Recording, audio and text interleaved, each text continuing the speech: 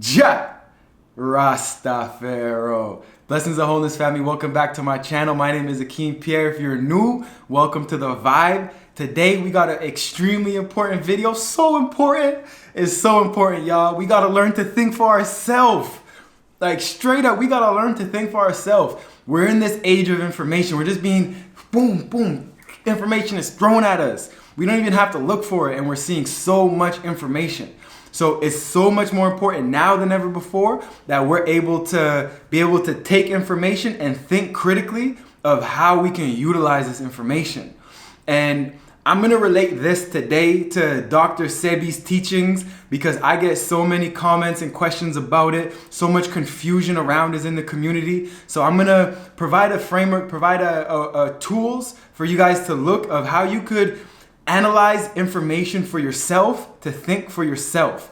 Because when we think about critical thinking, it's a form of self-love. Because we got to be able to look at different information, look at different things in the world, and see how we can take that information and utilize it to uplift ourselves, utilize it to feel better, utilize it to feel more life, right? That's the ultimate goal, to feel life, full of life, vibrant, right? So we got to be able to, analyze things. We got to be able to critically think.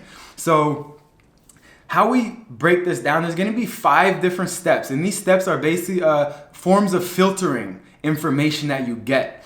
And step number 1 is just the receiving of the information and analyzing that information. So you look at all the information that someone is presenting. So you look at all of Dr. Sebis' information and you just break it down into the different parts. So you see one part is that mucus is the cause of all disease. You see another part is that wild foods are better than hybridized foods. We shouldn't eat hybridized foods. And he calls wild foods alkaline foods. So alkaline food doesn't mean it's being tested pH strip. He means non-hybridized foods are what alkaline foods are. So once we see something of that, what we analyze, we see something that we find is interesting. We want to learn more about it to see how we can apply that into our life. Then we start to ask questions, right? We find something that resonates with us. And that step 2 is ask questions. So start to ask more questions about these wild foods, because we're going to look at wild foods. So now we look at wild foods and ask questions like, is it all wild foods? What is this list the only wild foods that are on the earth? Then we do our own research, which is step 3.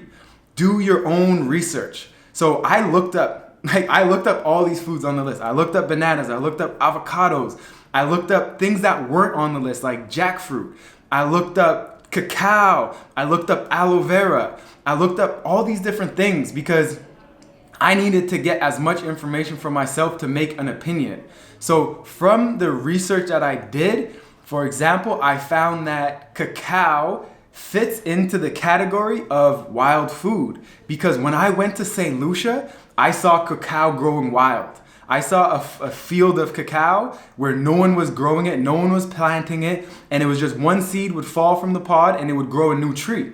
So I'm like, that's wild, right? That's wild. So then I could start to add that to my framework, right? I start to add that to my framework. And then the next step is from that, we start to experiment on ourselves. So we've gathered all this information. Now we start to experiment on ourselves. So that first idea was that wild foods, non-hybridized foods are good for us. They're supposed to make us feel good, make us feel more life-giving. So we've gathered our own list. From our research, we've created our own list of what we think is wild foods, right? What do I think of wild foods? I have my list that I got from Dr. Sebi. I have my list that I got from here. I got this list, and I got the list that I got from my own research. And ultimately, I'm going to test the foods that I got from my own research, and I'm going to see how that works in my life, experimenting it, integrating it into my life. And from there, I see that, hey, I love cacao. I love chickpeas. I love avocados. I love bananas. And then the last step, step number 5, is making it your own. So you've done your experiments, and now you know how these different foods interact with your body.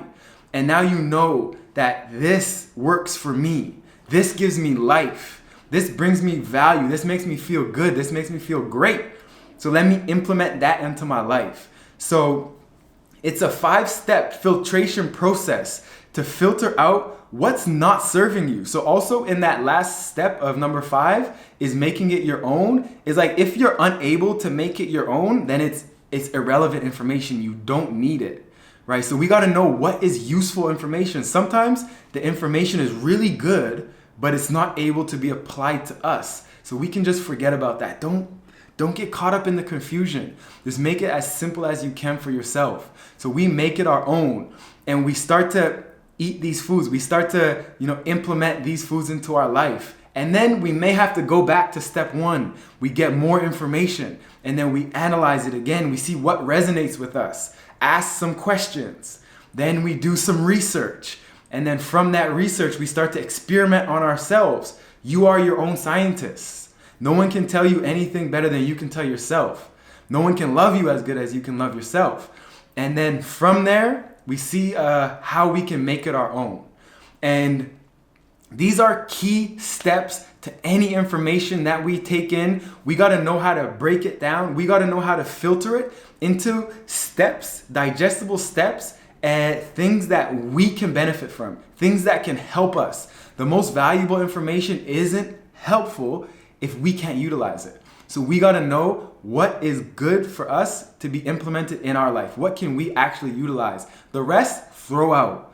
We don't need to conform to these big ideas, these dogmas, these frameworks that don't work for us. Like I have people commenting saying that like they just don't eat because they don't know what to eat, because the list said this and they didn't know how to cook the food on it, or whatever it may be. And they're just stressing themselves out.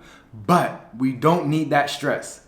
We don't need to take what someone else says and make that force us to do something that we don't want to do, right? So we got to be able to think for ourselves. We got to be able to trust our intuition. We got to be able to know what feels good. We got to be able to ask questions and experiment on ourselves to be like, I like that or I don't. And then from there, that's how we're going to be able to gather our own framework and our own ideas about the world and how we could best serve ourselves, how we can best fill our own cup so we can overflow and we can start to share with the world. Because if we're empty, we're not even eating, we're not even fueling ourselves, we're not going to be able to help anyone else. So we first got to focus on ourselves, focus on that level of self-love where we're filtering things in our environment, things that we intake. This is consumption. We consume information and we filter it to see what works for us. Same consumption about we're consuming words, we're consuming thoughts, we're consuming people around us. When people are around us, we're consuming their energies. We got to be able to cut our environment out. We got to be able to filter our environment. What's serving us in our environment? We got to be able to filter and apply these steps to all different aspects of our life. So this is so important. We got to think for ourselves. I know we got it. Like we have the ability. We're so powerful. We are more than capable, but we just got to trust in ourselves. All right, y'all. So I'm giving thanks, so much love. Thank you for tuning in, and stop giving your power away. You have all the power. You can make your own decisions. And from that, you're going to be able to rise to the highest level that you can get to. So trust yourself, love yourself, and just keep doing right by yourself, all right? Sending y'all love and wholeness and balanced vibrations. And I'm going to catch y'all in the next one. Ja Rastafaro.